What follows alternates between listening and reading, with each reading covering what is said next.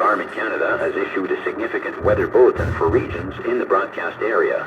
Stay tuned for further information. Environnement Canada a émis un bulletin de conditions météorologiques importantes pour les régions dans la zone de diffusion. Restez à l'écoute pour plus d'informations.